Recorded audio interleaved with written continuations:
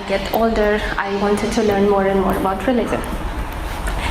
And I wouldn't be a hypocrite, I knew that Muhammad married Aisha when she was just a child. But my excuse was like, it happened thousands of years ago, who cares? It doesn't affect our life today. And he says to pray and fast, and everybody in my family is following him, so he must be good.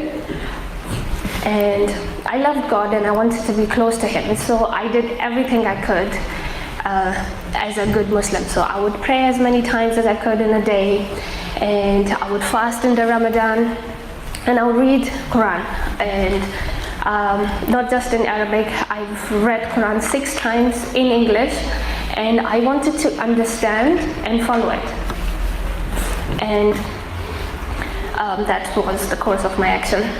Fast forward to 2015, and now I'm working in the IT department for an independent newspaper company, and I'm doing the coding, the website and coding, that's my job. But whenever I had free time, I would just read the news, and then I come across this news article that changed my life. And before I get into details of that, I apologize now that some of the details are upsetting. So the news was that this Turkish child bride, and this man marries off his 9-year-old daughter to his friend who's 40-something. There is the nikah, which is like Islamic marriage contract. And as a meher, because in Islam there is a meher muajjal, which you take like instant meher, and then there is another meher if you divorce the wife, that's the other money you pay her. So he takes the instant meher from him, does the marriage, but the problem is that little girl, she dies. She starts bleeding on the wedding night. They took her to the hospital. The bleeding doesn't stop, and that's where she dies. And the hospital informs the media and the police, otherwise these news never get out. So I read this news and my blood is boiling. I'm so furious. I'm like, how dare this man put the life of that child in danger? And I'm thinking, but when I just don't like pointing fingers at other people, I also like to reflect on myself. How did he do it? What's the difference between me and this guy? According to the post-mortem report, they found a lot of stress hormone in that child. First, separation from the parents, and then being with this monster. She was crying and screaming, but he didn't stop. And I'm thinking, how did he do it? What's the difference between me and this guy? And turns out to be there is not much difference between me and the father of this girl. He follows Muhammad, and he married the child. I follow the same Muhammad. And I could see the blood of that innocent child in my hand. And I didn't want no part of it. I'm like, how many innocent lives have to be lost before we realize how wrong this is?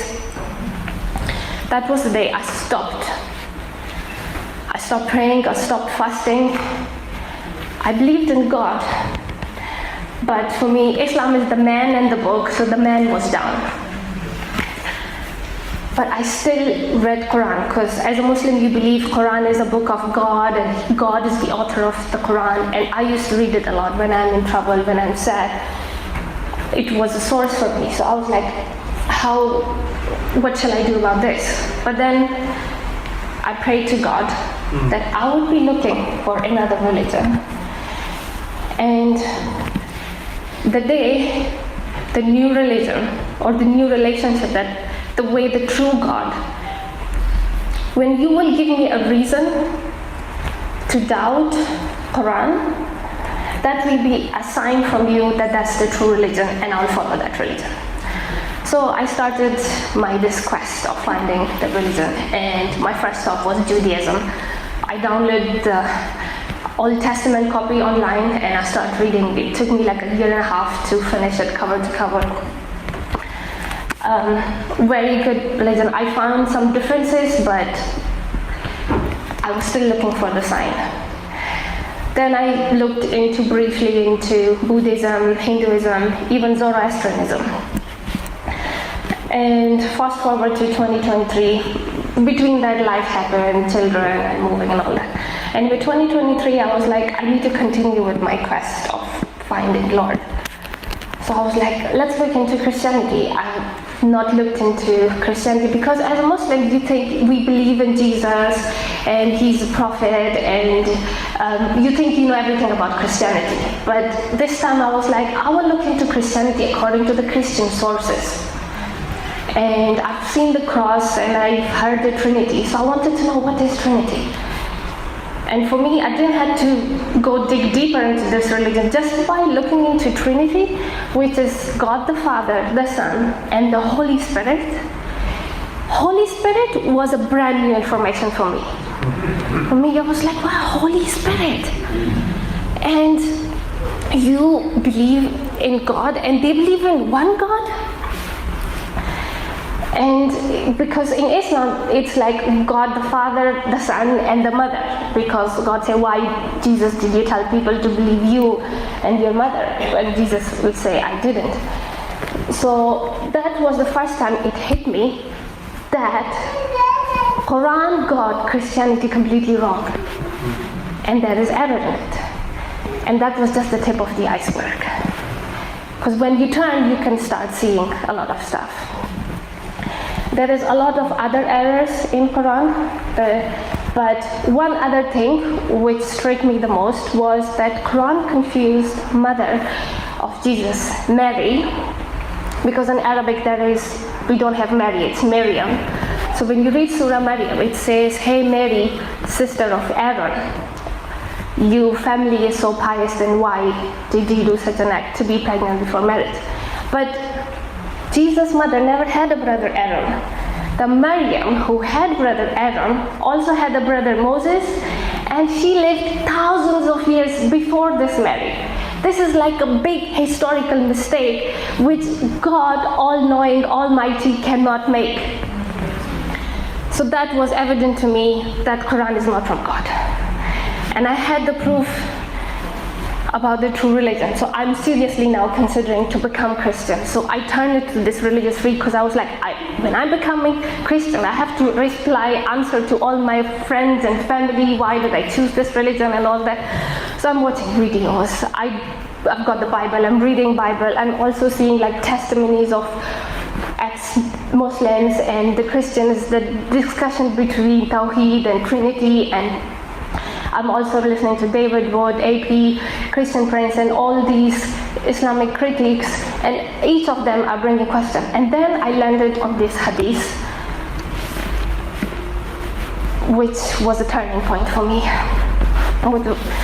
I'll send the details of it. It is Sahih Bukhari Hadith 6805. The story is 3 men travel to meet Muhammad and they get sick. And Muhammad sends him they say like, go to this man, you will drink the camel's milk and you will feel better. So they did that, but after they felt better, they killed the man and they took his camel, and as they wanted to flee, Muhammad men arrest them and they bring him to Muhammad for judgment. Now I'm reading this and thinking like, what is he gonna do to them? Like, they killed, so is he gonna... But there are 3 and they killed 1 person, so is he gonna put them in prison and preach them and then they will become great? Or he's gonna beat them? What is he gonna do? And what I read, he says, cut their 1 leg and 1 feet from opposite side. Put hot iron in their eyes, leave them in a hot spot until they die. I read this and I stood up from my chair. I couldn't sit anymore. I'm walking around saying, oh my God, oh my God, oh my God, oh my God. Like freaking out. And when you do that, you have like cross-body experience. You can talk to yourself.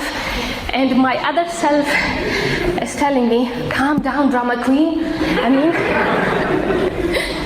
people have done worse things than this. It's okay. And I'm like, but not prophet.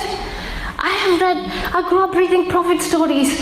Adam, Moses, Noah, prophets don't torture people. This is wrong. And I'm thinking, I've been a Muslim for so long and I didn't know about this hadith. And I mean, they've done horrible stuff in Battle of Khaybar, but this one was new to me. So I'm like, what if Jesus prosecuted someone? Then I'm not going to become a Christian, if that's the case. So I quickly Googled, did Jesus prosecute anyone? And I see the story of this adulterous woman come. And I read this and I'm like, woman? So I open the story and I'm thinking the worst, like what's going to happen? And the story is that Pharisees always wanted to test Jesus. So they bring this adulterous woman to Jesus and they tell him, according to law of Moses, we should stone her to death. What does your law say? And Jesus say, whoever of you have not committed any sin in their life should cast the first stone. And he himself had never committed any sin in his life. If he wanted, he could have prosecuted her. But everybody else, they drop their stones because we are all sinners. Big or small, we have committed sins. So everybody leaves, and Jesus saved her life. And then he said to her, go and sin no more. After reading that, I was on my knees, I'm crying, and I said, I will follow this man. I will follow everything he says. And I commit my heart and soul because he's good. And then I sent emails to all the churches, being baptized. And my friend Robert told me about this church, and I sent email, and then Caroline replied to my email. I came here, and I've been coming ever since. And today I'm here.